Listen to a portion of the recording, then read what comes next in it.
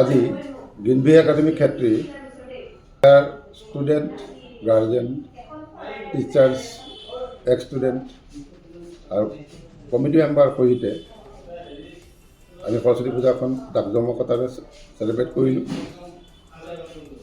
অন্য বছৰৰ দৰে এইবাৰো আমি মূৰ্তি এভাগ আনি তাত পুৰোহিতৰ দ্বাৰা মন্ত্ৰপাঠ কৰাই হোমাদিৰ ব্যৱস্থা কৰি গোটেইখিনি আমি সুচাৰুৰূপে সমাপন কৰিলোঁ। প্ৰায় 11:30-12 বজাত পুষ্পাঞ্জলি বিতৰণ হ'ল। তাৰপিছত প্ৰসাদ বিতৰণৰ লগে লগেই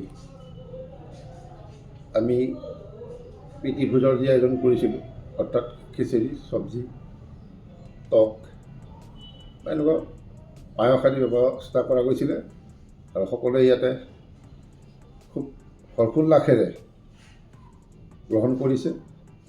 অইন বছৰৰ দৰে এই বছৰো আমি সাজু হৈ আছিলোঁ যে আমাৰ ইয়াত যিমানখিনি মানুহৰ পৰিবৰ হয়, ল'ৰা ছোৱালী সমন্বিত গাৰ্জেন কিংবা তেওঁলোকৰ আত্মীয় কুটুম্ব গোটেইখিনি আহি পৰে। আৰু আমাৰ এটা ভাল লাগে কি যে আমাৰ ইয়াৰ পৰা বছৰি মেট্ৰিক পাছ কৰি ওলাই যোৱা ষ্টুডেণ্টবোৰে বিভিন্ন কলেজ হাই ছেকেণ্ডেৰী আদি পঢ়ি আছে যদিও সিহঁতবোৰে সময়ত কিন্তু এই সৰস্বতী পূজাৰ দিনটো মিছ নকৰে। সিহঁতবোৰে সৰস্বতী পূজাৰ দিনত গ্ৰীণভিউত আহি আমাৰ গ্ৰীণভিউ একাডেমীৰেই এটা পাৰ্ট হৈ পেলাই গোটেইখিনিতে লাগি ভাগি দিয়াৰ লগতে খুব আনন্দ বা ৰং ৰহস্যৰে সৰস্বতী পূজাখন জ্বলাই তোলাত আমাক যথেষ্টখিনি সহায় কৰে আৰু আগলৈ আমি এইভাৱে আশাবাদী। ধন্যবাদ।